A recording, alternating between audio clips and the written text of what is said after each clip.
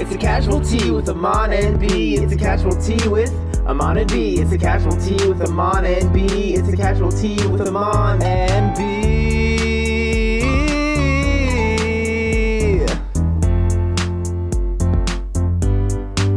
It's a casualty. And we are back for what is one of my favorite segments here on the Purple Pants podcast with my favorite co-host. We're back for your September. Yes, the month is here and we are starting off fresh with some casualty. I'm so happy to have my brother, my friend Amon back with us. How are you? And even before you go, we supposed to record last month, but Amon is busy, so I had to get Queen Say from Survivor season 48. And she was great, but the people in the comments was like, where is Amon? They was about the riot. So listen, Posse, Amon is back. Okay, he ain't going nowhere. Y'all wanted to see him. Y'all better go over there and be listening to Drag Race because it's going on. But anyway, welcome back, Amon. How are you? Yes, this time actually is my fault. It's really my fault. I've been good. I've been kind of running around ragged for the past few months. I've made the decision to go back to school. So right now I'm in a lot of prerequisites for the nursing program that I hope to start at the beginning of next year. And so I have just been really back in the broke college kid life. Just getting my stuff together. And thankfully, you know, all the sacrifices of not being able to watch Big Brother, not being able to podcast with Brice, not being able to be with RHAP really that much, not live feeding. I have a 4.0 right now. So I'm going to keep it. Okay. I'm going to keep it that way. But I have some time now, and I'm glad to check back in with you guys and Brice. That's really sweet that people were asking where I was. That really warms my heart. But I didn't go nowhere. I'm still alive. I promise. I'm just trying to get my life together, y'all. It's hard out here. I ain't mad. We were talking before we hit record, but like we got some topics for you. But it's real ghetto out here. This like the country that we are in, baby. It's scary to like, I mean, that's just what I have to say. And it's almost to the point where it's like, I don't even want to say desensitized, but like for my own personal mental health, I can't even watch the news. I don't even want to read what's going on because it is just ish after ish after ish after ish. All the time. Non-stop. It's like we don't live in a democracy. This is like we tried to warn y'all, and yeah, it's just getting scary. Like, how you feeling? Yeah, well, yeah. Similarly, well, yes. I just feel like it's been a lot. It really has. It's been a lot for a while. I mean, I really feel like ever since 2016, there has just been a massive shift, and it has just been a very, very weird timeline since. And I think this second go round with this administration in particular, and with the state that the world is in, again, I always ask myself, has the world always been like this? And I was just young for the majority of my life. And so I just wasn't paying attention to it. And now as an adult, a person who has to pay attention to it, where politics really has become a forefront of a lot of my conversations, a lot of my relationships. Has it always been like this and I'm just not noticing it? Or is there like a special flavor of effery that's going on right now? And I get varying answers from a lot of different people. There are a lot of older adults that say, no, child, it's been like this. But I don't know if they're just jaded and they're just ready to go. But I also had like a couple younger adults also, like, you know, Gen Xers and stuff like that have also been like, well, no, I think Trump did sort of like bring something a little weird going on. So I don't know. It's definitely weird. But, you know, I just feel like all we can really do is just protect ourselves, protect our little village that we have, continue to seek the joy that we have every day, take care of you and your own, and try not to contribute to the madness, even though it can be very, very tempting to. delve into like the toxicity and negativity, all you can really do is just try not to let hard times make you a hard person. But it's hard. It really is. And especially when it's just like attacks, right? Like it's like you're attacking the women's body, you're going after the LGBTQ plus, you're going after immigrants. You're like, it just really is scary. And it's like, is this a dream? Like this is real. And a lot of the effects that I fear we're not going to see right away. However, like they are going to be very long lasting effects that this administration is doing. And it's just really a scary time. And I feel like similarly to you, right? That it's like, you got to protect your peace. You got to just, your community. But I do fear that it is getting to a point that like I don't think that actually is enough, right? Like, we, the people, it's just feeling like it's getting to that point where it's like we need to use our voices, right? Dipping down into the real fascism realm. And it's just. Yeah, it's just super scary. And so again, I just want to just check in with you and just check in with the posse, because these are real conversations. And I know we all get excited about Survivor and all this other stuff, but it's like these are conversations that need to be had. And just it's just it's concerning. I also was, me, I stay on the TikToks, and it is so funny because we're millennials. What's the generation below us? Gen Z. Gen Zs. And they're like, there's this whole trend of like millennial bosses, and like how millennial bosses are like, oh yeah, I was going to meet with you. I forgot to meet with you. And like just how they are so different than the boomers. And there's just this whole work kind of like culture going on, specifically with like millennials and the Gen Zers, where these big corporations want us to go back to work in the office, but like it's proven that we're just as productive at home.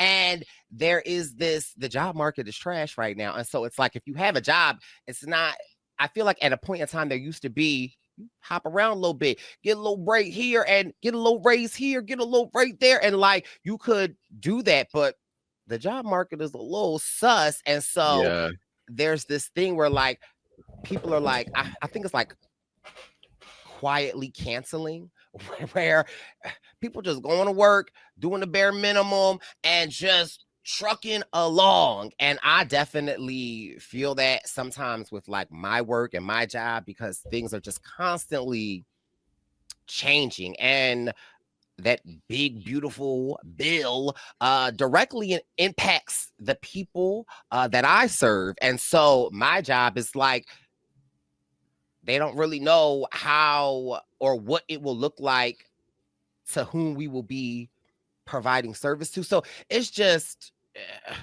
I try to log in, log out, do my work. I don't try to go above and beyond. Like I just be like, hello. Yeah. It's interesting because I feel like at the beginning of the pandemic, or like in the middle of it, towards the end of it rather, when a lot of like the work from home stuff was becoming sort of a movement in a sense, people were like, I think we might want to adopt this. Even at my job, after everything started to settle down and we started to go back into the office again, they were like, we are going to try to have everyone have at least one day where they can work from home.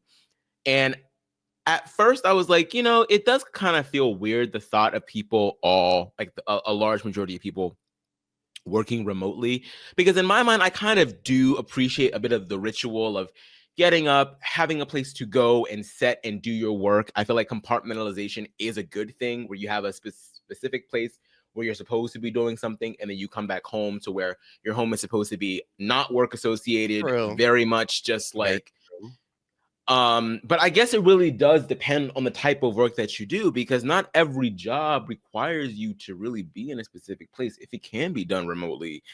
then let it be done remotely. And I think that I think the more places that sort of adopt that, I think the more normal it might start to feel, and the more freedom you feel like you have, and you feel like your time is more of your own as opposed to giving your time to these big corporations. So at first, I must admit, I was a little apprehensive, but yeah, I mean, nowadays I'm like, working from home, that really does feel like the dream, because first of all, no one really wants to work all the time anyway. Second of all, if you can be a little bit more comfortable while you work and still get your work done, then why not? Like, and you feel like you're not being as surveilled, even though some of these remote positions, they surveil your ass like crazy. Like, they make sure that you're on camera. You cannot leave the view of the camera. You got to be doing something. Your task bar has to be like, you have to see your mouse moving or whatever the hell. Some of these places are also a little crazy with it.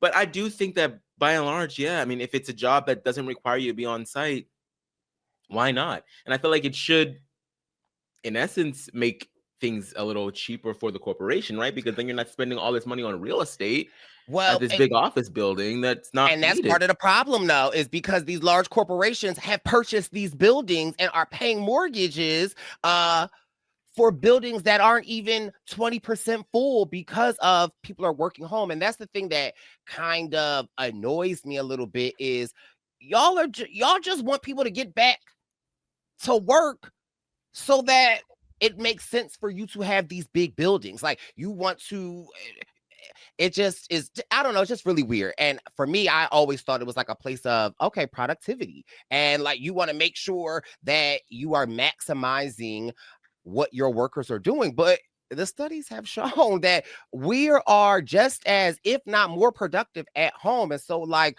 again, when you talk about these jobs and you give them 15, 20 years of your life and they'll push you out and that's also a part of like the culture of like people just kind of like where they're saying like quietly canceling themselves, because it's like, why break your neck when you feel like you've been at this position? You can't nobody replace me, baby. Here today, going tomorrow, and they will bring somebody else in. And then it's crazy. This wasn't even any of our topics, but I just feel like even my sister has been with her company for such a really, really long time. And her company that she works with, they are trying to give people early retirement packages, right? Like, oh, you can retire early and you get like, they'll have a little package for you. But for real, it's like layoffs. Like, they want to get rid of these people that have long tenders. I think that's the right word. 10 years.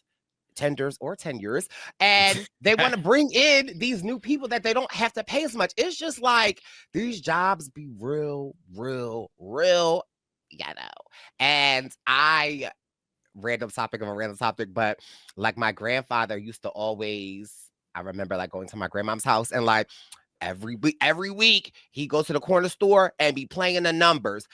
Bish, I get it, pop, okay? Because I'm at that point of mine where I'm like, do I need to play? I need to hit the lottery, because this just work life, it just, and I kind of, like our parents, I'm not trying to work until I'm 70. Yeah. Like, what you mean my 401k? My 401k. Thank you. What you mean it's fluctuating up and down because of these damn tariffs and stuff? Like what? What y'all talk about Social Security? I've been paying it for my very young 19 years of life. But like, it just be some BS. And I'm just about to be like my pop and start playing the numbers, because honestly, it really is. I don't know. I guess maybe now that I've had a good almost 10 years in the workforce, maybe a few more if you want to count like high school jobs and stuff like that, stuff throughout college. Yes. I think, I don't know, I guess we're just so indoctrinated into like, that's what you do. You go to school so you can get into a good college. You go to a good college so that you can get a good job. You get a good job so that you can have a lot of money, so that you can live a good life. That's the script. And then we're at a position now where like that doesn't necessarily mean anything anymore. Having a degree doesn't necessarily mean having a good job. And having a good job doesn't necessarily mean having a good life, because maybe you're making good money, but you're always at work. So it's like, what is your life? Right. If you're at work, where does the living come into play? And again, maybe it's just one of those things, I guess, when you get a little older, you really look at the system and you're like, when you have the moment to observe the system, you then decide, am I going to continue to be a part of it? Or do I want to kind of like step outside of it and see what an alternative could be? And it's either, like you said, run them damn numbers, try to hit it big, try to have one of those careers that get you a lot of money really, really fast, but it's kind of hard to make that happen because it's all by luck. Or just try to have a really, really good career and then, or start your own business. Hopefully that takes off. But at the end of the day, it always just feels like a bit of a hamster wheel. So very few of us get a chance to actually build wealth that compounds upon itself, that makes money, makes money, makes money. So you'd never have to work a day in your life. It's so hard for that to be a thing, but I don't know. I just feel like this can't be all that there is. It can't, like, working just can't be all that there is to life. I feel like we all deserve. I'm not talking about being lazy. I'm not talking about doing nothing, but I'm saying the freedom to explore, the freedom to live your life fully, the freedom to like take a couple weeks off to be with your family, to live, to laugh, to love, to like not be wage slaves. You know, it just feels so weird. And like, I've also been having this like impending anxiety about AI and how that seems to be wiping out a lot of the jobs. And I'm sitting here thinking like, well, what happens if so much of our workforce becomes automated to the point where so many people are laid off? What do you do then? Because now you're saying, oh, these people just are not going to be able to work.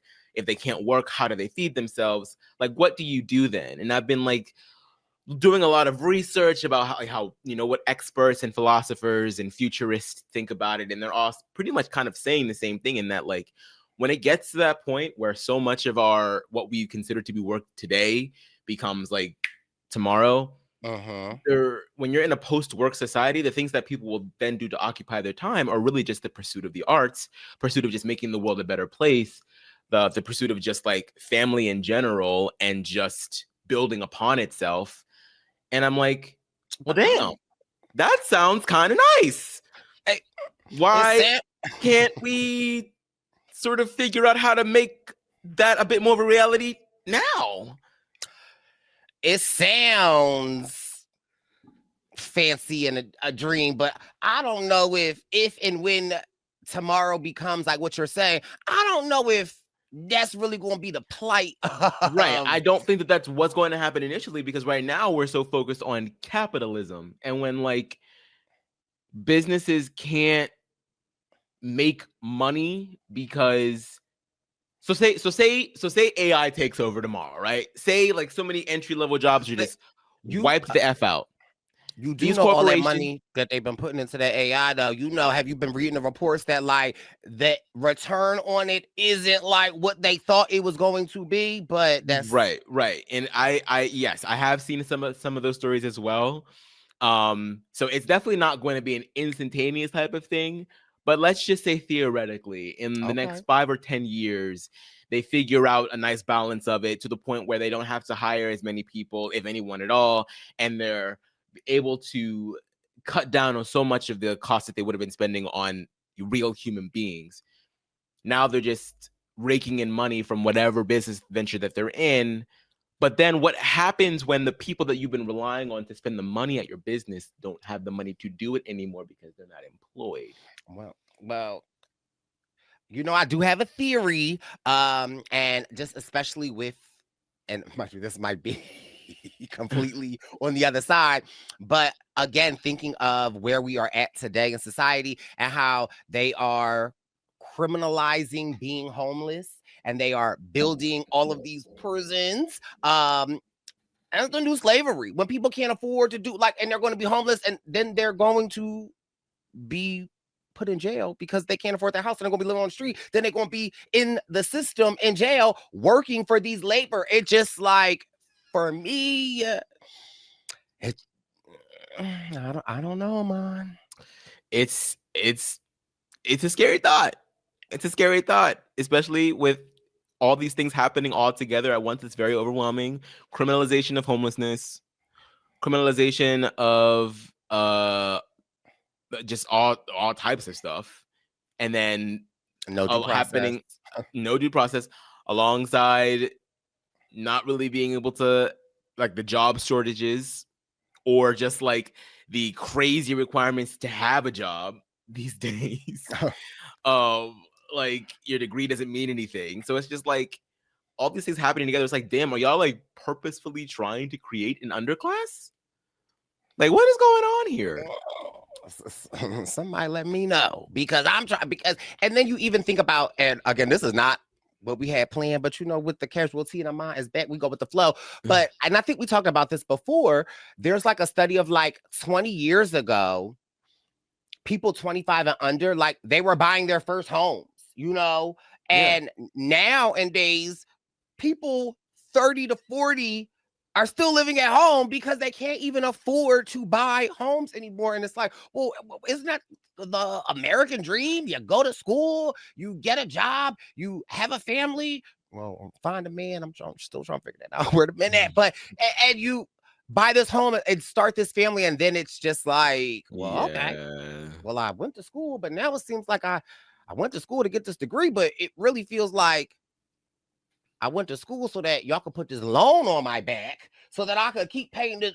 Like, it just, like you said, it's like a hamster wheel. And I don't want to be negative, but it just, you know, the older I get, the more like things that I see. And like, sometimes I'm looking at my life and I'm like, well, what am I going to do? What do I like? What will the future hold for me?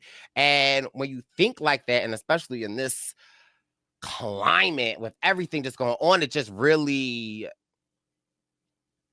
makes you think, like you were saying, community, right? Like family, friend, like those are the things that really do matter, because all this other ish that we supposed to be working for, where is it at? Yeah. Like, why do you have to have like such a big fancy job in order to be proven worthy of having a good life? You know what I mean? Like, why does everything have to cost so much?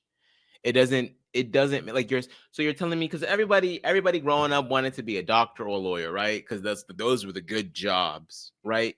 But everybody can't be doctors and lawyers. It's just not gonna work. It's not gonna work. And then if theoretically, if a lot of people were doctors and lawyers, then they ain't gonna start paying y'all doctors and lawyers money no more, because everybody's a doctor and a lawyer. So then it becomes the next thing for you to aspire to. It's like, okay, well then everybody has to be this if you want a good life. Why do you have to continuously aspire to like something big and grandiose to have a good life?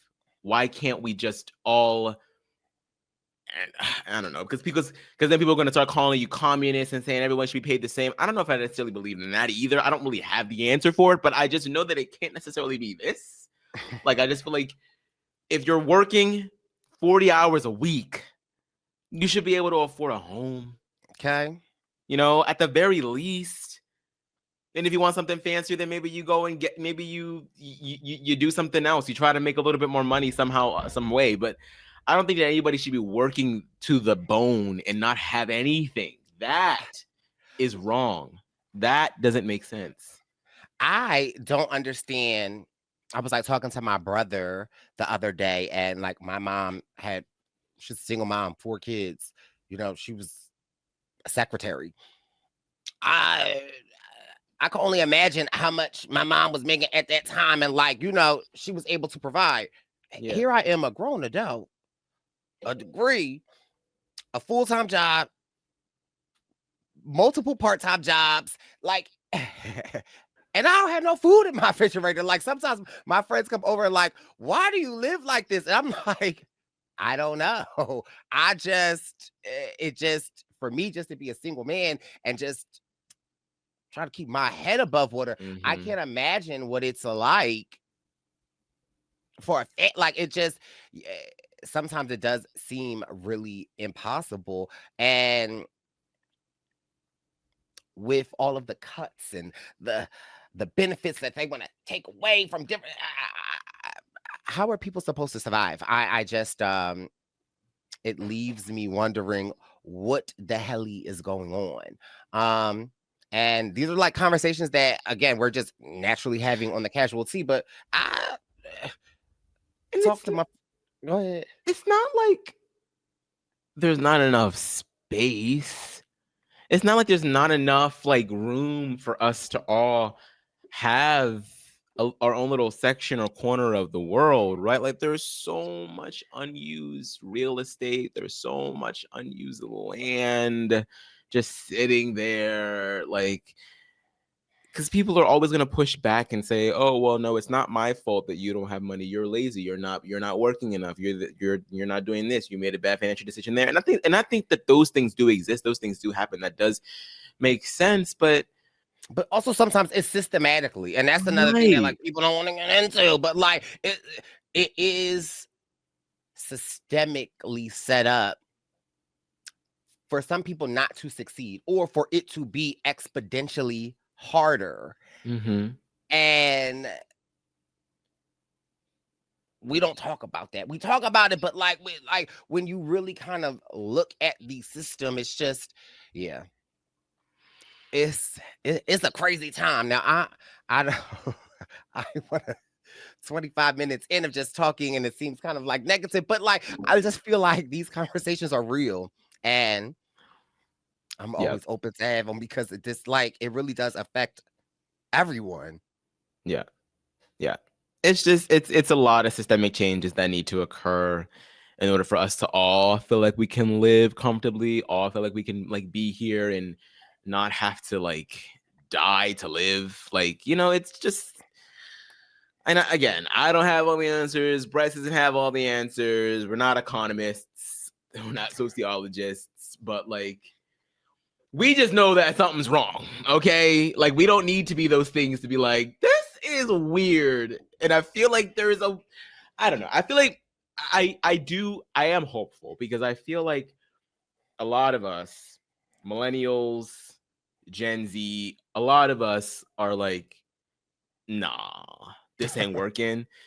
And the more and more that these boomers get up out of here, and, you know, I don't mean all boomers, because I know some people might try to come for me. I don't mean all boomers, but like just the general mindset and the framework that was set forth for a time that worked for them. When they get up out of here and finally like release the reins, I think, you know, we're gonna have growing pains. It's gonna be a bit of a weird transition. We're gonna get some things right. We're gonna get some things wrong. There are some things from the boomer era that I feel like we can borrow from and take. There are a lot of traditions that I believe in, that I think work, but by and large, just like being wage slaves our entire lives, we're not gonna do it.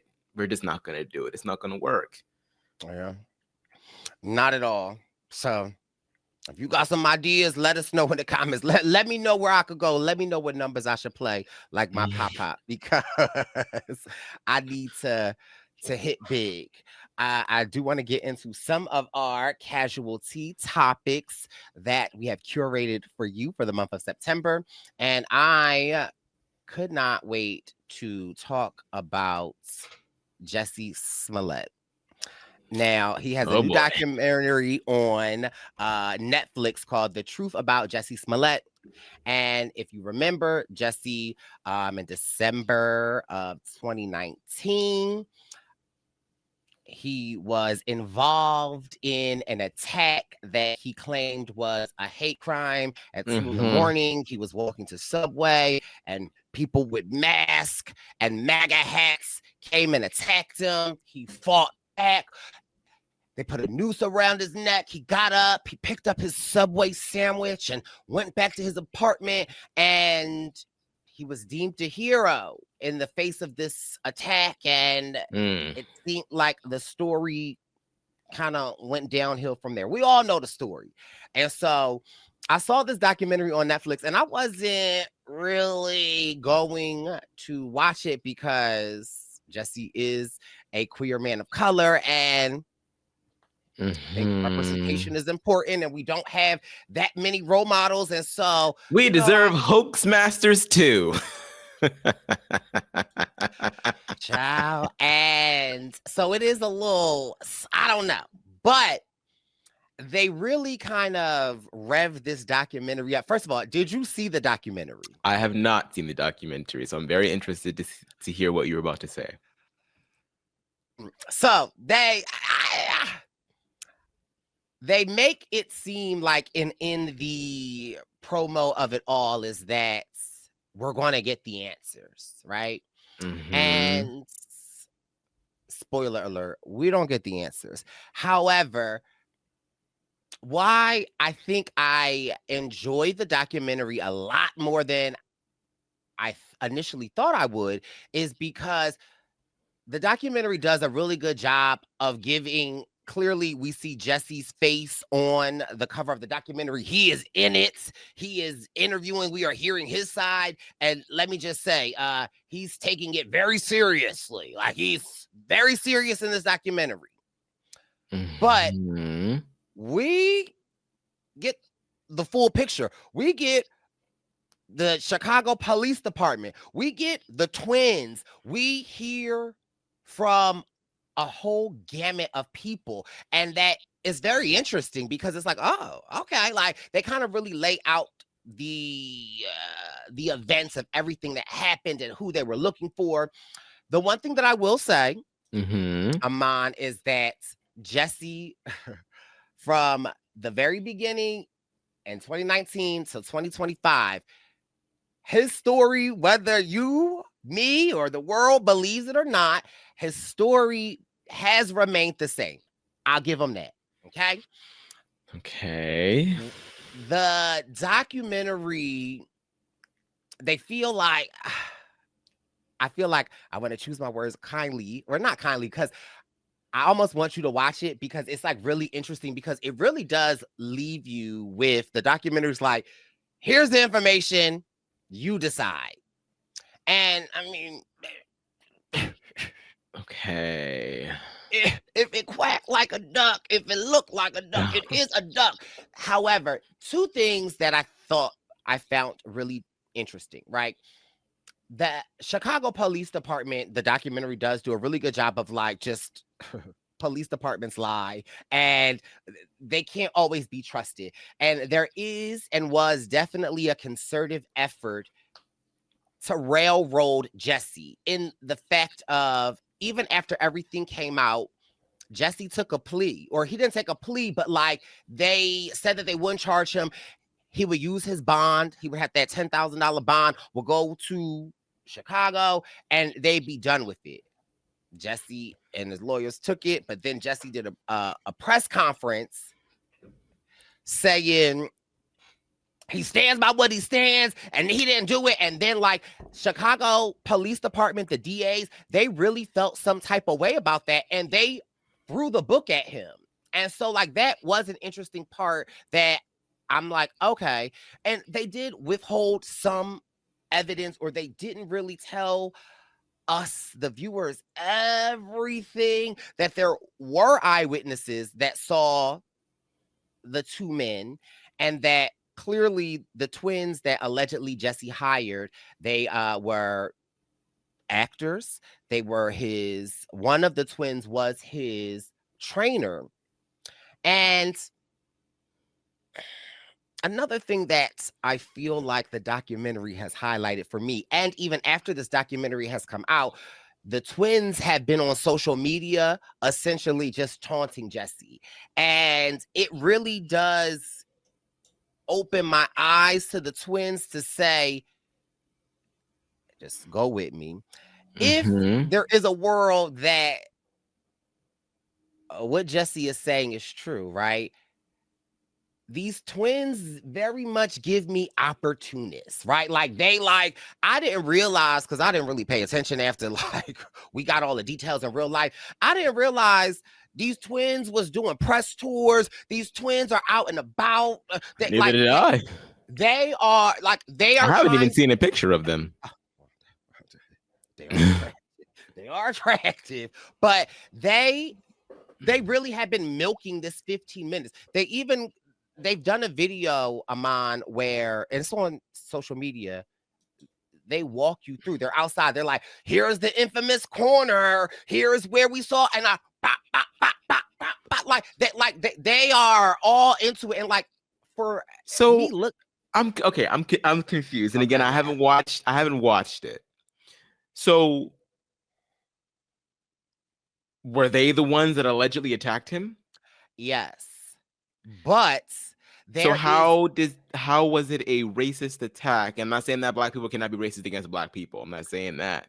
So, But it feels very, very unlikely that these two black men would be the ones that were putting a noose around him oh, and oh, saying all of this baby. MAGA stuff. So they are alleging that Jussie paid them to do this. Like, that's the whole thing, was that, like, and this is what the Chicago Police Department said from the get-go, is that after, because at some point in time they wanted Jussie's phone, Jussie wouldn't give him his phone. They are saying that Jussie concocted this to happen to boost his celebrity. They are saying that he wasn't happy with Fox, and that he wasn't happy with his pay on the show at the time, Empire, and that he utilized this to raise his star so that he would essentially be able to negotiate more money with Fox. And it absolutely, in those first weeks that it happened, his star raised. He had a show already scheduled. You know, that show he went to was said he's the gay Tupac, and but like, you know, and it's so again, like, I don't. But then the question then becomes like, why would Jussie hire two black men to do that? And that is what they talk about in the documentary, right? Where, like, and these are the points that Jussie is making. Unless he's doing it to intentionally cause plausible deniability. The thing of the matter is that the twins, or the two people, they used a cab, a Uber. They didn't have any phones on them. They kind of like traced the twins back to an area, but there really isn't any concrete evidence that it was the twins, other than the twins admitting it after everything came out. They went to Nigeria right after that. When they came back, they were the people of interest. They were held for 48 hours. The Chicago police made that deal with Jussie. They dropped it when they saw Jussie out on the street making these statements. They assumed that Jussie essentially was saying it was them. And so that's why allegedly they flipped on Jussie. It is a lot, right? Like, it's just, there's a world where I want to believe Jussie, but like, all of the evidence, it just makes sense. However, Jussie claims that it was white men that did it. Jussie always said it never was the twins. Jussie said that he paid the twins because he was their trainer. He used illicit performance enhancement drugs. That's why he didn't really want to give his phone to the police. Well, then why were they there? If it wasn't them, and it was two other white men, allegedly, why have they never been found? Why didn't the two brothers help him fight them off? Well, because the brothers were there to beat Jussie up. Okay, like, that's what they're alleging, but there is really no DNA that puts the twins there. What is also very interesting, Amon, is that there are two witnesses that say that they saw two white men. One woman that lives in Jussie's building, she says she came downstairs and she saw a white man with a book bag with a rope hanging out. And then there was this other guy who works security at the Sheraton Hotel. He says that he saw two white men. He says they were running. He went out with his flashlight. Now, we never heard about this, but they bring this to light in the documentary. Then this is supposed to be the get ya gotcha moment. At the end of the documentary, there are these independent reporters that are like, the Chicago police lie, and that they did more in digging into it. And they found these two eyewitnesses. They went to the eyewitness that worked at the Sheraton. They talked to him. He said, well, the police took the video. So they're like, the video, there's actual video of you running up to the two white men and flashing a light in them. And he's like, yeah. So they subpoena the video evidence from the Chicago Police Department. These independent reporters get it. And there's a 10-second jump in the video as to where, when the guy walks out with the flashlight, they be able to see it. It just jumps. Child, listen. Then also, okay, this is the other get you. This is the other girl. So that's what they alleging. Now, mind you, that's not even the get you, gotcha. So then, Amon, oh my God, there is this other video ascertained where all the other videos are in black and white, so you can't really see. But in this video, it's color, and you can see the two people, and they show it to the people throughout the documentary. And some people are like, that looks like a white man. And that's supposed to kind of be the get you, gotcha. Now, when I saw it on the documentary, I'm like, that looks like a black man. Like it that so the documentary don't answer no questions. It really kind of like leaves it up to the audience to really kind of make your decision. And again, there was some evidence withheld from the public. It does seem like Chicago wanted to make an example out of Jussie. Jussie remains that it happens. And that's just where it's at. And so it didn't sway me one way or the other, right? Like I kind of feel like I felt the same going into it, but the documentary, it was more intriguing than I thought. And so I need for you to watch it, Amon, and I need for you to tell me like what you think at the end, because it really kind of just puts the information to us, the court of public opinion, to really kind of make our decision. But like it just Jussie. There is a quote, a very simple quote by Judge Judy that I always think about. And she simply puts, if something doesn't make much sense, that probably means it's not true. And that rings in my head every single time I'm listening to a story that I'm like, that doesn't make, because you're out by yourself at like, what was it, like 2 a.m.? 2 a.m. in the morning. 2 a.m. on some random side back street in Chicago? In Chicago, 24-hour subway. We did see that footage. There were four other people. There are two white men that know exactly where to find you to come beat your ass. And then they have a noose of all things, and they have MAGA stuff of all things. And then you have two black men that were supposedly hired, but they were actually never there. But then you're out on on your lie tour saying that they might have been there. Like, this whole thing is yeah. And then okay, so this is the one thing that was pissing me off, and I want to know your thoughts on it. So, and why? Where are these men? Where are they? Where are the two white men? You mean to tell me they couldn't find them at all? There was nobody that nobody. So listen, the police, first of all, the police chief that was in charge during this investigation, after this investigation was over a couple of months later, he got fired for misconduct on the job, like drinking on the job. So again, the Chicago Police Department is corrupt. However, one of the things that... And why is his family not coming forward? Well, and first of all, Journey want to stay away from this. Journey want her career, but his family, his brothers, they are very outspoken, and they 100% are with Jussie. So that they are, some of them are in the documentary. They with Jussie. Now listen, I need for you to decide this with me, because this kind of pissed me off.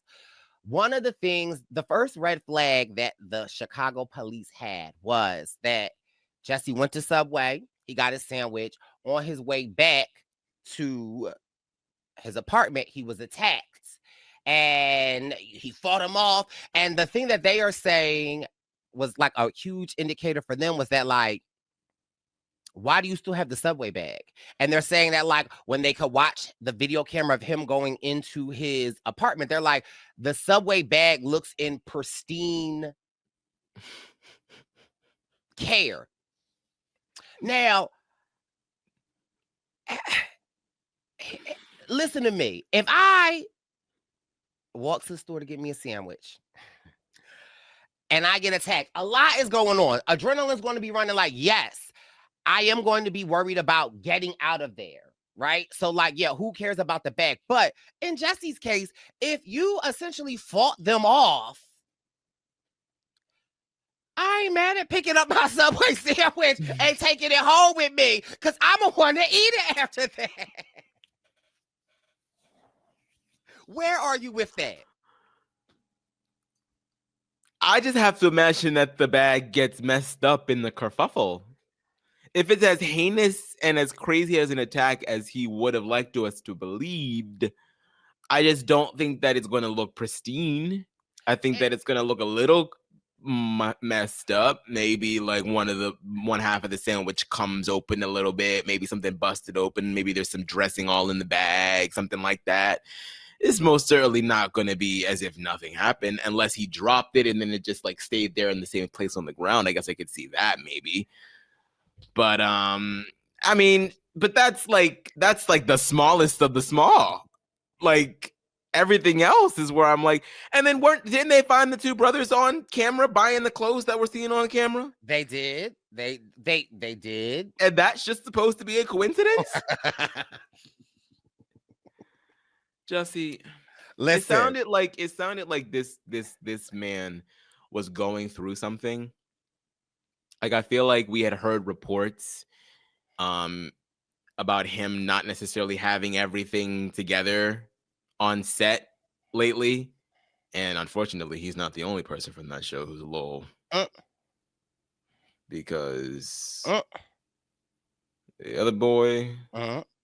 Child, he out here making gay like like that. I don't even know, like, and that I could not believe it. I thought it was fake, and then I saw a video. I was like, "Whoa, what's going on?" It's multiple videos, and that situation makes me sad, because when you look into his eyes, he doesn't seem like he's all the way there. We're talking about, I believe his name is like Bashir, extremely attractive young black man. Empire, like, yeah, supposed to launch his career, and kind of like, you know, Jussie messed up Empire, because after that they had to write Jussie out, and then Empire just was never the same. But yeah, that's it's an interesting. I don't know what to believe over there. And to be quite honest, I don't care. At this point, I don't really care. I didn't really need this documentary. I didn't want to watch it, but I put it on. And the reason why I wanted to talk about it today was because I was intrigued by the documentary. It was a lot better than I thought. So you should absolutely take a look of mine. Aren't there other documentaries about it as well that don't involve him? I believe so, yes. But this one is like, it doesn't have Jussie, the twins, the prosecutors, the lawyers. Like, it has everyone. And that's why it makes it so interesting, because I thought it would really be, by the name of it, kind of biased towards Jussie. And it's really not. Like, you hear all of everyone's sides. The only real biased part is at the end, where they try to like drop these bombshells that kind of like makes you feel like they thought like, ooh, we're going to eat with this. And it didn't really eat that much. So if you have not watched it, Purple Pants Posse, take a watch. It's definitely something while you are at work, you can put on your phone or your iPad. It's a quick little 80-minute watch. So there are people that would have killed to have been in his position.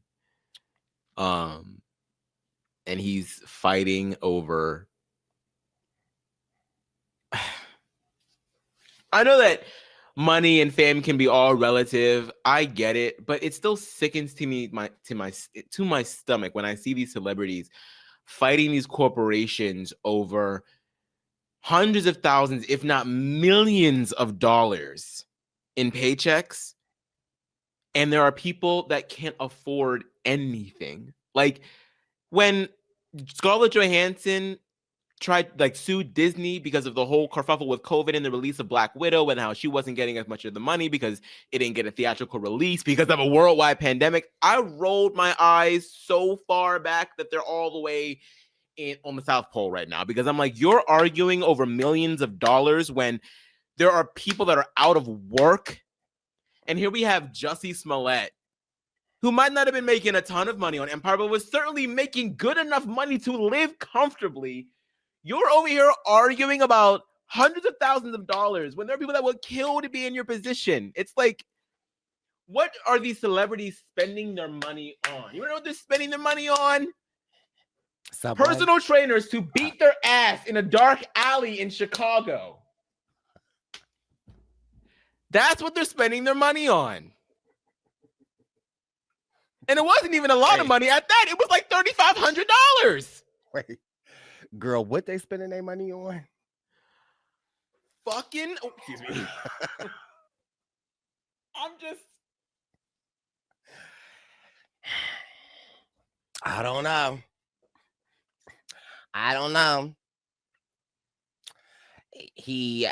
After Chicago police went back on their word, they did in fact charge him. He was found guilty. He was supposed to do like 3 months in jail. He was able to get out. He filed what you call it, a rebuttal. He filed another case, and they did overturn the ruling. And the DA in that court hearing, when the ruling came out that they did overturn it, that they couldn't recharge him because they did make a deal with the prosecutor. They was like, this overruling of the findings in no way, shape, or form vindicate Jussie. Just so we're clear. I just looked it up. Jussie Smollett's salary from Empire reportedly increased over the show's run, starting in the $45,000 to $65,000 per episode range, rising to approximately $125,000 per episode by the 5th season. While his total earnings are not definitively public, one estimate suggested he earned roughly $7 million in total from the role. $7 million. I just want people to think about how much money that actually is. $7 million. If you are smart with that money, because people, even people that are thousandaires, not millionaires, mind you, thousandaires are like, well, that's really not a lot of money these days. Is it as much money as it would have been in 1950? Obviously not. Can you still live comfortably on $7 million if you allocate your money correctly? Yes. You wouldn't have to work a day in your life, and he is over here hiring people to beat him down. Allegedly. I want to beat his ass. How about that? Okay. He says he didn't do it. I'll do it for free. And then it's like, sometimes if it is to be true, then it's like you're trying to galvanize the Black gay community to be behind you and support you. And like, that's nasty work, Jussie. It's nasty work. And all to what? Raise your star? You are already a rising star. And now it's like you have tainted your rest of your being. There will never be a point in time on this earth that, sure, I'm sure we'll eventually forget it. Sure, you'll land a role somewhere. There will never be a time that you are promoting a movie, that you drop new music, that we will never not bring this up. It's just like, that is the crazy work for me, is that like you have tainted your reputation. It's just, and it's kind of like you've tainted your sisters and your families too, because it's like anytime you hear the Smollett name, or however you say the last name, forgive me, you think of this. I'm saying Smollett, but it's an interesting documentary. I will watch it. Please. I will watch it and I'll report back. Thank you. Lil Nas X. Oh God. Has been all over, all over the place. Recently, August 21st, the police were called about a man walking. What is going on with the black gays? It's a lot. He was walking down Ventura Boulevard in Los Angeles. I have to say, I think that was like a Saturday. I woke up and saw these clips on TikTok, and I just knew it was, I don't even want to say a stunt. Like, I thought this was like he got a new video coming out. I thought this was about to roll into a new video. Like, until more and more of the videos started coming out, people were trying to take photos with him. He's walking in his underwear and boots. Crazy work. The police got called. Allegedly, he injured 3 cops when they were trying to ascertain him. He went to the hospital. They said he was hospitalized, suspected of a drug overdose, and he was in jail for the weekend. TMZ is covering all of this. We see him at his bail hearing, where he visibly looks sad. He's crying. His lawyer definitely ate while she was defending him. And now he's out. The next day, he goes on to live and says that the girl gonna be okay. She gonna be all right. She got this. And a part of me is just like, what is going on? There also is a part of me.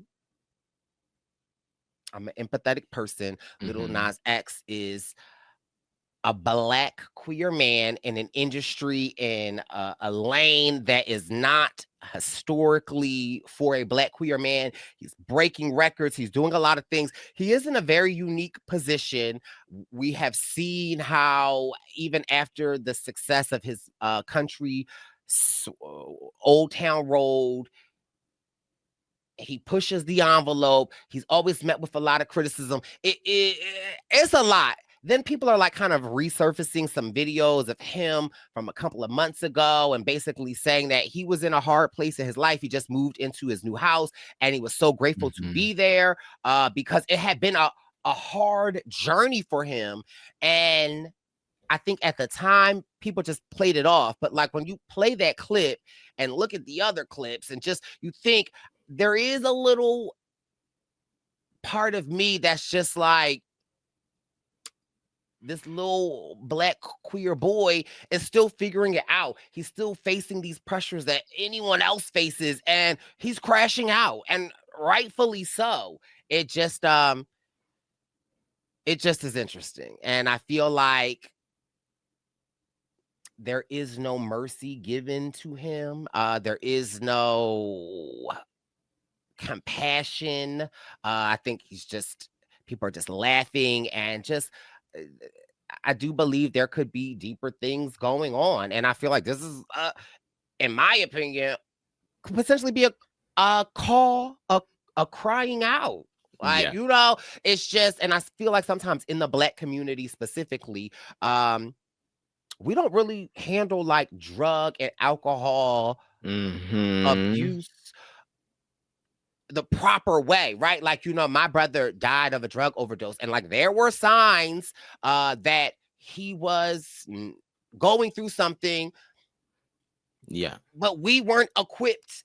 I was young, like my mom wasn't equipped. Like, you know, my grandmother was an alcoholic. My family doesn't talk about that, right? Like, we just kind of like, you know, and so there is some underlying things there. We know Black queers, Black gay men, queer people in general do turn to drugs. There they be are drinking, some, honey. They be drink. drinking. You go to the neighborhood, they be like, and so it is so bad. They need to rein it in. It's a lot. That the drug crystal meth, or is it crystal meth, or it's Tina? What's that is that same thing. Yeah, it has a chokehold on the gay community right now. Like I was at an event. And somebody casually offered you some meth. Well, I was talking. First of all, you know me. I be you know, talking to people. Sparked up this conversation with this, like, what I would say attractive man. And he's like, do you party? And that's I'm like, word. Yeah. Like, the capital T. Know, I said, yeah. So I haven't like partied a lot because like I've been like in the house. But like, you know, when I go out, I get sit down. And he was like, do you want to party tonight? And I'm like, well, where at? My friend came up and was like, what y'all talking about? He was asking me if I wanted to party. I was like, get over here. It's like, oh my God. Not me being like, yeah, I do. All the time. I have the exact same story, except it was in a little bit more, let's just say, intimate of a setting. I won't talk. It was this years ago. This was when I was a fresh gaby, and I went over to some person's home. And because they had asked me ahead of time, like, do you like to party? I was like, of course, yeah, what we're gonna do. And then I got there, and certain things were taken out of pockets, and I was like, oh, and they were like, I thought you partied. I said, I gotta go. So yeah, it's rough out here in some circles within the gay community. It has the girls on the chokehold, and then my friend was telling me some place like they smoke it, snort it, some of them insert it. I said inserted. It's crazy. So I say all of that to say that sure, it is a key. It is like seeing the videos, but I definitely think it could be something a lot deeper going on, and we should show a little compassion to the baby boy. That's all. What's your thoughts? Yeah, it definitely felt at first, because you never really know with Lil Nas X. Well, right. He's a firebrand. He's a troll. He likes to incite a lot of excitement, whether it be positive or negative, from people. So I thought the same thing. And then when I actually caught the video, I was like, something does feel a little off. Because just the way that he's talking and repeating certain things, I'm like, something feels off. But I still was like, we don't know yet. And then he got arrested. And the thing that is still interesting to me is that there's footage of him walking around, but there's no footage of the arrest. Because I feel like if I was driving down Ventura Boulevard and I saw Lil Nas X of all people, I mean, I don't know. Maybe I'm making myself feel like a little bit more fanboy than I really would be. I feel like I would probably stick around for a little bit. You know what I mean? Like, I feel like, and some people did, but why did we get a bunch of stuff, but we didn't get him actually getting arrested? That to me is a little strange, but whatever. Go ahead. I want to say, I've been to LA. I've been to Hollywood. I've been like, what's so out of the normal? Like, I've seen that on Hollywood Boulevard. I've seen naked. I've seen. Yeah, maybe they just didn't realize it was him. Maybe the few that did realize it was him, they just kind of like got their little video and then moved on. And then the others were kind of just like, oh, there's some random crackhead in the street. Right. Let me just keep driving. So I guess that makes sense. But yeah, I mean, I guess, but ultimately when he was arrested, and then when there was footage of him actually naked, which I still haven't seen, but I've seen like the blurred images of it, I was like, oh, okay, this is not a hoax then. Like, because this feels a little far even for him. Like, I don't think that he's just going to be out in the street at 2 a.m. And he had been out there for a while, because the first video with his boots on and with his tighty whities on, it's still relatively dark. In the video where he's naked, the sun is coming up. So he had been outside for a while. That to me is definitely giving some type of episode. There's hotel footage earlier in the day where he is actually fully clothed. He's like walking into a hotel. He's sitting down. He's like, it looks to be acting a little erratic, but so he was out all day. And even his Instagram stuff, like, I went back and looked at those photos, because he had archived most of his Instagram, and then he made a return to Instagram maybe like 2 days prior to his arrest. And some of it was like, selfies of him in his mirror. Some of it is like snippets of unreleased music, sort of more to the norm stuff. And then there are a few images of him wearing those boots. He's got a fur coat on. He's got lipstick on, which could still just be Lil Nas X being Lil Nas X. Right. But then you look at the surroundings. You look at like his furniture. There's a photo where like there's like nothing around, and then there's another video where you see all the furniture stuffed together in the middle of the room. His computer, a chair, I see stuff just like everything else is very bare, random drawings on the wall. I'm like, that looks like an episode. Whether it be drug induced, which I'm hoping it is, which sounds counterintuitive, but I'd much rather it be drug induced than actually just But it's and happening. the Like thing that's scary though is that sometimes drug induced psychosis, can like then they trigger. then they trigger, and it's like sometimes people don't return. And like we were saying with like Bashir from Empire, like when you see those videos of him online, he has like that. I don't know what the term is, but y'all know what I'm talking about. Like and I don't want to use like, I don't want to say dead, but like they have this, like their eyes, they look gone. And Yeah. like in those videos that I've seen of Lil Nas X and his eyes, like his eyes are very, very similar. And so like again, that scares me. It's one thing like, okay, sis, did you get effed up and you just was on a bender, or like what is happening? And regardless, I hope that you treat this as serious as it should be, and whether it is a wake up call or whether it is okay, I need to have a heart to heart, or I need to like Yeah. seek some attention. It definitely is concerning for sure. And he said in his little snippet on Instagram afterwards, he was like, your girl's gonna be okay. That was a very scary last 4 days. So that to me is also speaking to, you're talking about the time that the like day and a half that you spent in jail, and then you're also talking about possibly the psychosis that you were going through, whether it be drug induced or otherwise, the days prior. So, if he took something, I hope that you stop hanging out with whomever it was that gave you that shit. And that's another thing. It's like, how did you get to where you were? You didn't drive there, did you? Because if you did, then where's your car? Like it's just very, very weird. It feels like maybe he was at a party, maybe, and then he wandered off, and then he was just in the streets.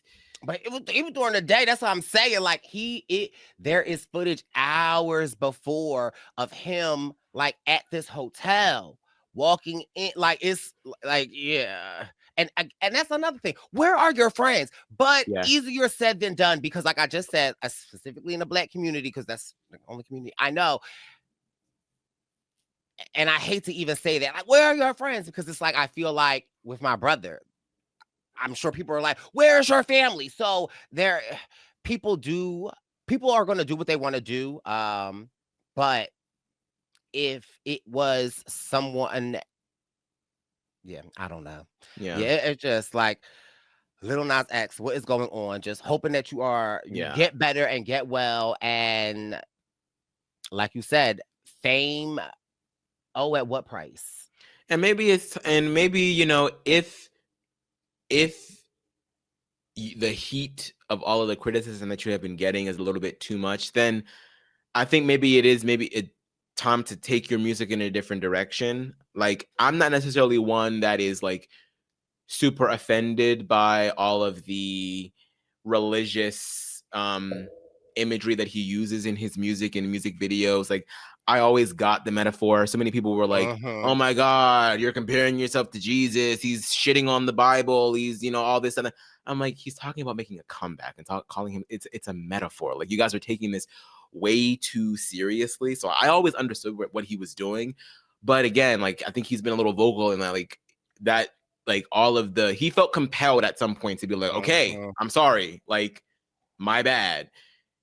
Maybe you steer clear of that then. Maybe that's not where you seek your inspiration from anymore. Maybe you rap and sing about something else, and that's okay. Like, you don't have to be this crazy provocateur all of the time. In fact, that's not even what got you famous in the first place. You got famous off of making a cute little song about Old Town Road. You didn't have to come swinging down the stripper pole onto Satan's lap and then killing Satan. You didn't have to do all that. I mean, I lived, but you didn't have to do that. You didn't have to. You were fine doing whatever, So maybe you just pull it back a little bit, and you need to, stick with your village, however small it is. Stick with the people that know you and ground you.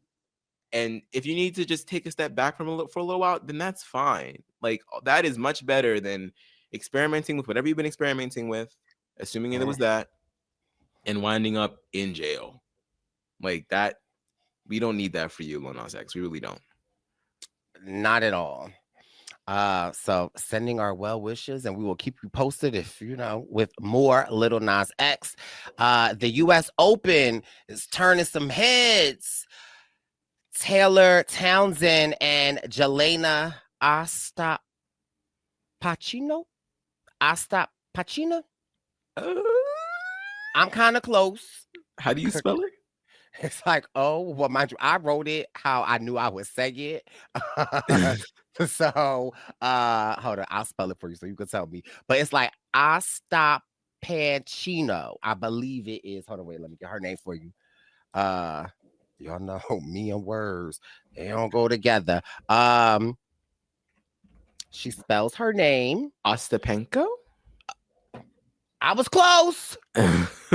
Assuming that's how you say it, it might be pronounced something because she's what, from Latvia? Yeah. Well, Jelena, it was Taylor on her second round match. Taylor hit a net cord on her serve, and in tennis, when you hit a net cord, it's like when the ball chips the top of the net and the ball might go erratic someplace somewhere, and Taylor scored on that. And I guess it is customary that some players, it's not in any rule book, it's not, but it is somewhat of the tennis norm that if that were to happen, if I hit a net cord on a mon, my bad, you just low, but it's no rules, it's no nothing. And so Taylor and Jelena have a very long history of competitiveness. They played each other in Canada and a couple other places. And so when this happened, Jelena felt some type of way. And at the end of the match, when Taylor spanked that butt, they went to embrace like competitors do. And Jelena felt as though Taylor should apologize. Taylor didn't see it that way, and Taylor didn't apologize. And Jelena let Taylor know that she felt as though Taylor has no class, no education. Oh, God. And see what happens outside of the USA. And Taylor handled it like the queen that she is. And essentially, she kept it cute and walked away. And later in the press conference, Taylor said, she said a lot of stuff, but Taylor said, I'm very proud at how I reacted. I let my racket do the talking. I know that's right. And people are saying Jelena didn't mean it in a racial way. However, we know that in America, Black people specifically, because that's like a whole thing, right? Like, and I really want to talk about that at some time. But also, you heard about the Black, how we discovered that there are Black Scottish people on TikTok. It's this whole thing. But we can talk about that because I love it. But we know as Black Americans, what the sentiment when you say to a Black woman, no class, no education, like that absolutely is a racial dig.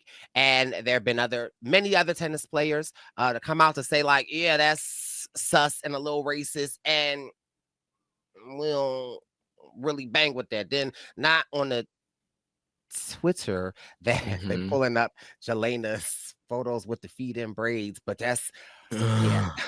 Yes. So they're saying Jelena's been a problem, but a little crazy and no sportsmanship. Thought it was crazy to actually kind of like see it and then to actually hear what she said. Like, get it together, Jelena. And that's Taylor said. And that's why I am sitting here talking to you reporters, and Jelena is going home. I said, oh, she ate with that one.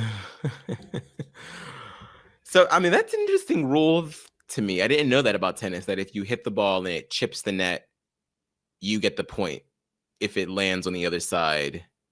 Is it because I feel like you shouldn't be allowed to hit the net at all if you're playing tennis. So, and mind you, maybe you could look this up. To a net cord, I thought is like when it does chip, it does go over, but it causes the ball to go like sporadic. So it's like, yeah, you still get the point. And that's why most people will apologize for that. Like, I didn't mean to do that. Right. But you still get the point. And if you get the point, what am I apologizing for? I mean, I can understand, if it's a customary thing to do within the sport, if it's a sportsman-like thing to do, sure, I can understand maybe feeling a little put off that someone wouldn't do it.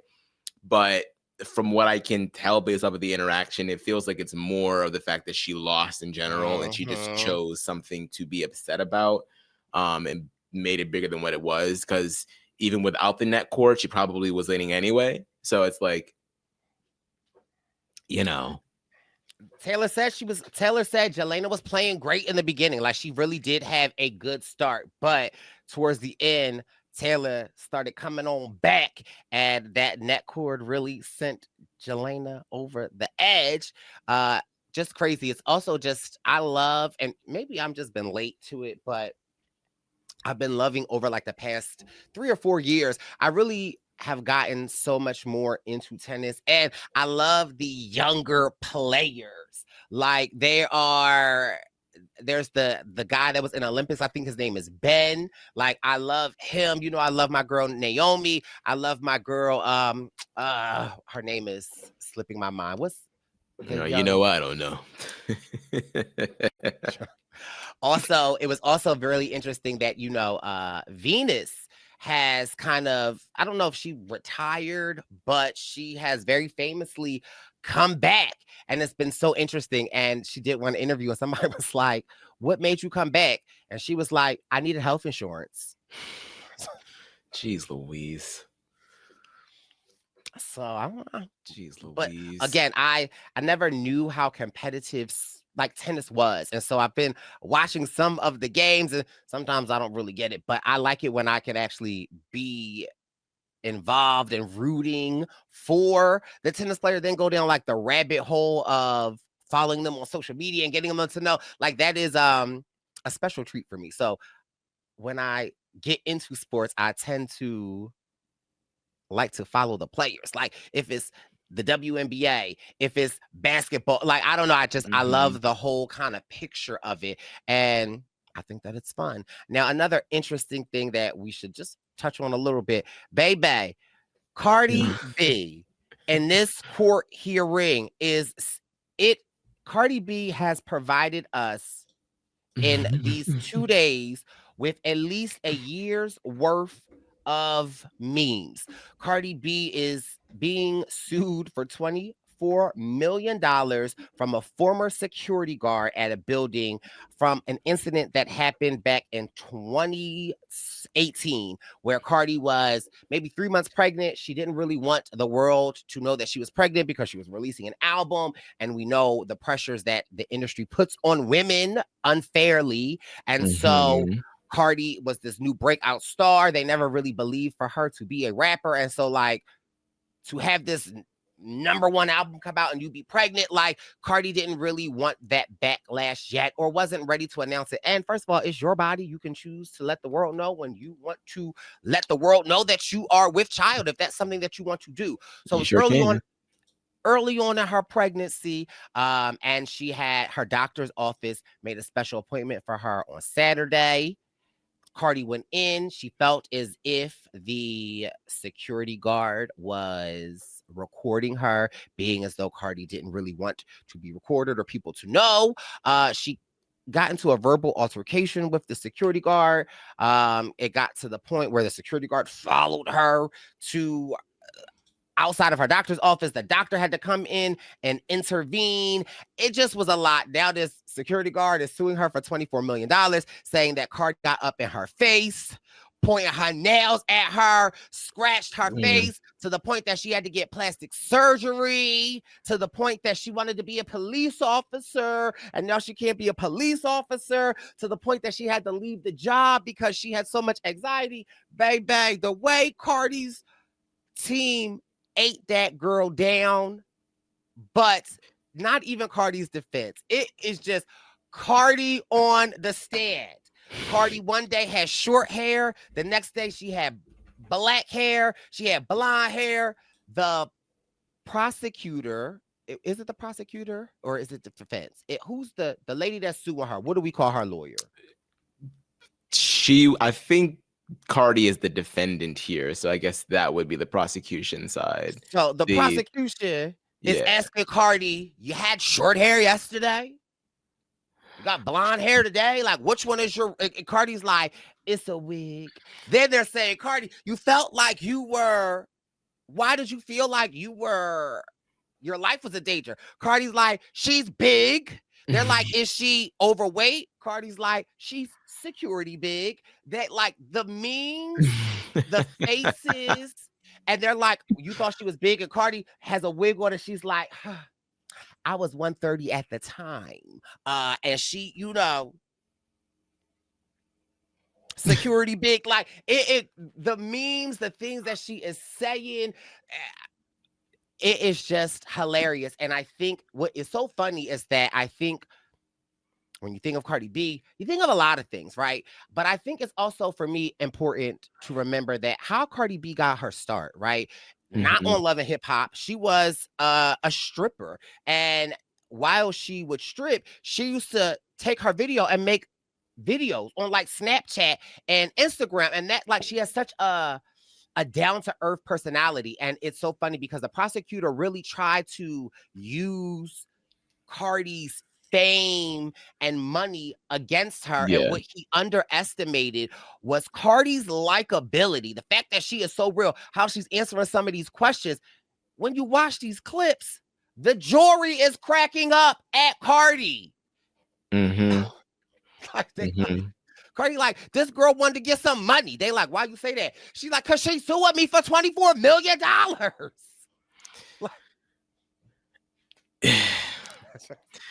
You know, if there's one thing, like, I would not F with Cardi anymore. If there's one thing that she's proven herself to be, it's a litigious woman. Okay, she will take you to court, and she has not, to my knowledge, I don't think she's lost yet.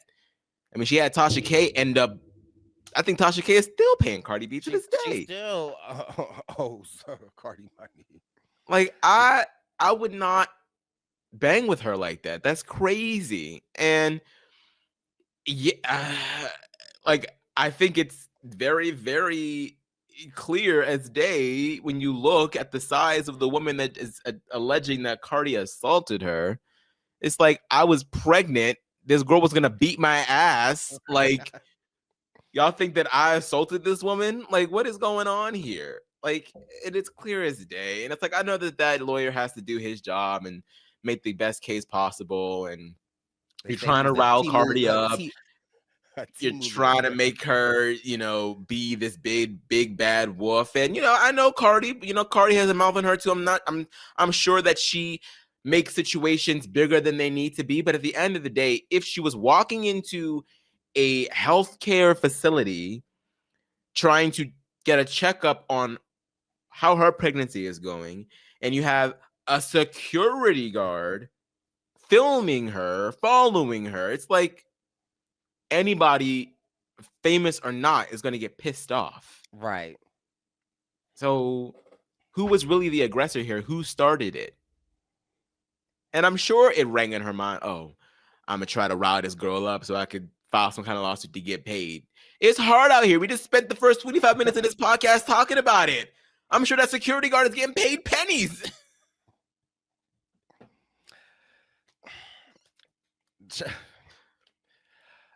Shit, I might try it too. Okay. Well, if you try and have a better defense, because she's alleging that Cardi scratched her, she had to get plastic surgery. You don't have a photo of the scar? You don't have a photo of the scar? You've got to go to 2 plastic surgeons. The plastic surgeon did the plastic surgery, and I don't even know what it's called. Something like retribution, where they did it in hopes that in this lawsuit they would get paid. What? You talk about you can't be a police officer anymore, baby. Cardi's defense said, baby, you got fired from the job after this incident. What do you mean you had to leave your job? You got fired. I can't. And yeah, I ain't mad at a money grab, I guess. But baby, have your ducks in a have your ducks in a row. Yeah. You don't have a photo of the scratch that you're saying that she scratched you with. You are saying different things in your deposition, and now you are in court with a jury and you're saying different things. Baby, sweetie. You look dumb. You look real dumb. Just real dumb. Maybe she's just hoping all this attention will no. get her some type of other opportunity somehow. Like maybe she's looking to become an internet personality out of this. I don't know. I don't know. But baby, if you get assaulted, take a, like okay. Anyway, I just can't. But the memes of Cardi are epic. And our last tea topic, this is, I feel like, one of me and Amon's. We've been talking about this for a while, but baby, there are people, scientists at Harvard, that say they've been tracking this. They calling it 3-1 Atlas or 3-eye Atlas, and it is the size of Manhattan. They spotted it on a telescope. Because of the way it was moving and seeming to be on a course, they believe it to be potentially aliens. And it's said to potentially make contact with us in November. They are also saying that the way in which it's moving, and mind you, they're saying it's the size of Manhattan, and the course and the path of which it's on. First of all, there's some reports that say they believe it to be I don't know why the word for alien is slipping my mind, but they believe it to be aliens, and they're calling them hostile. How do you know they're hostile? Oh my God. And they are saying the course that it's on, when it enters our solar system and it enters, Earth, we turn around the sun, and that's what's give us our days and nights and our falls and our seasons. They're saying the time in which that it will arrive, the way that we are facing the sun, we ain't gonna be able to see it because we're gonna be facing the sun. Baby, what's going on? Now, there are some other scientists that essentially say they believe it to just be a unverified space object that just is a rather large object. There are other scientists that say, baby, just no comet or no rock moves in the way in which that it is moving. It is moving on a course. It is moving fast. Oh God. Y'all know what I've been saying for years. Oh God. If you understand what you understand about space, the probability that like we are the only life out there, I don't know. There are these other galaxies that they have discovered recently, like these huge galaxies on galaxies on galaxies on galaxies on galaxies. And if you know, our galaxy is relatively a smaller galaxy. This new galaxy that they have discovered, have you seen the images of the galaxy? Like, it is like, it's massive. Oh God. Y'all know this type of stuff excites me. Yeah, until they come down here and start sucking your brains out. Child, I mean, listen, they can. Oh. No, I'm just now getting my stuff together. Can they wait maybe 50 years? Then there were some other reports saying the aliens were coming. Please say you heard this, that they 7 feet tall, and they look like African Americans. You please. I can't, this is the information that comes to my desk. Oh my God, the aliens about to descend upon the earth, and they still being racist? God damn. Well, my thing is 7 feet tall, African American. Well, come on. Okay. Let me show you around. It is interesting. Also, there is this theory. I believe it's this YouTube video called Look Up.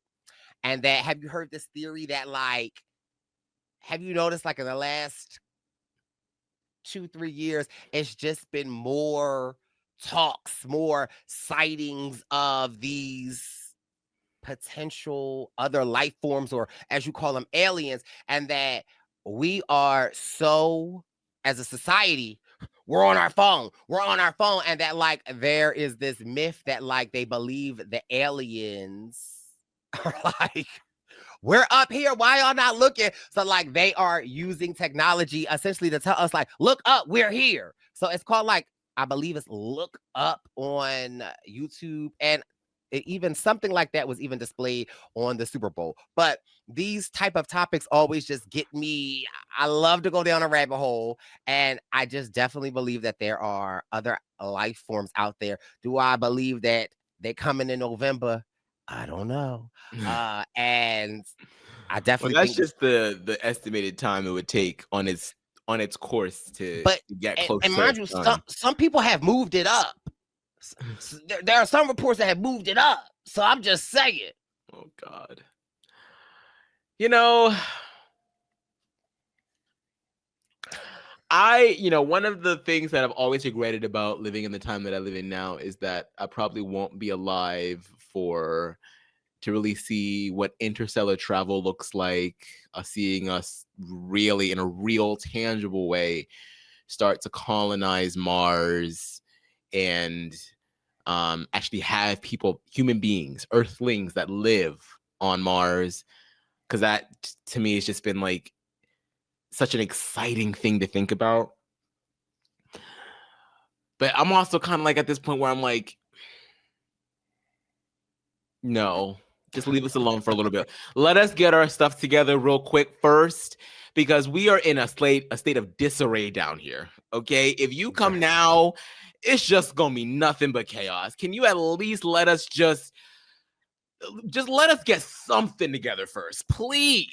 Because I can't deal with aliens and what we got going on. I just can't. I can't. Not right now. Not right now. I mean, people believe that they are here. They say the water is the space. Just a theory. I don't know. I And what find would they it want with all. little old us? Obviously, you guys are much more advanced than we are. What do you want with our planet? We're just chilling for the most part. I mean, we're killing ourselves, but we're chilling for the most part. Take me for a ride, okay? Take me for a ride. What's up? I'm down. I am down. You know, this would also just blow.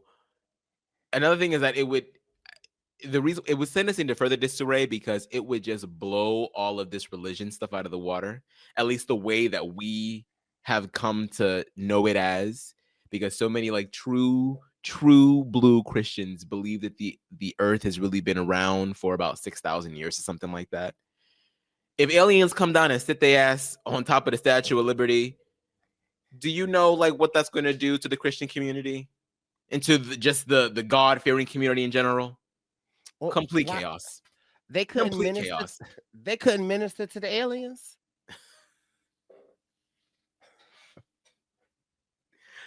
Just wait until I'm old and I can just sit there from my rocking chair and be like, oh shit, like just wait. I need to be in my prime.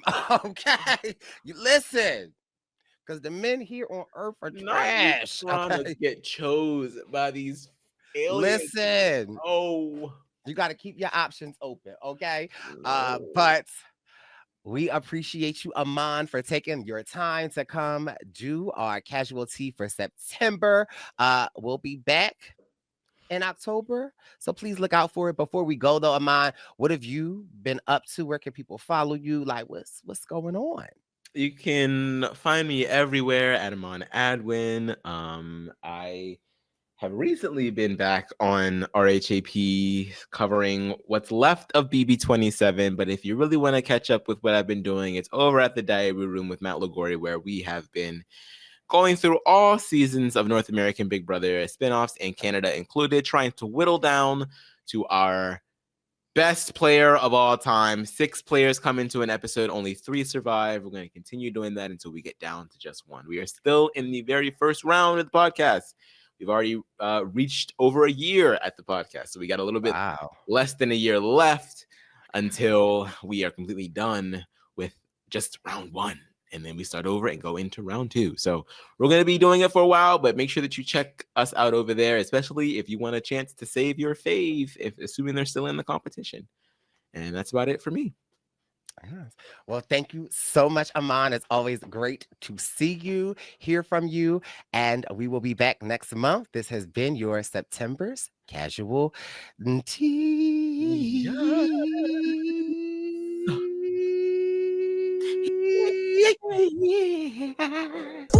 It's the Purple Pants Podcast. You better listen in public, might make your stomach hurt. Ooh. It's the Purple Pants Podcast. You're trying to unwind, you better get that box wine. It's the Purple Pants Podcast. You're trying to get your snack, you better hurry right back though. It's the Purple Pants. It's the Purple Pants.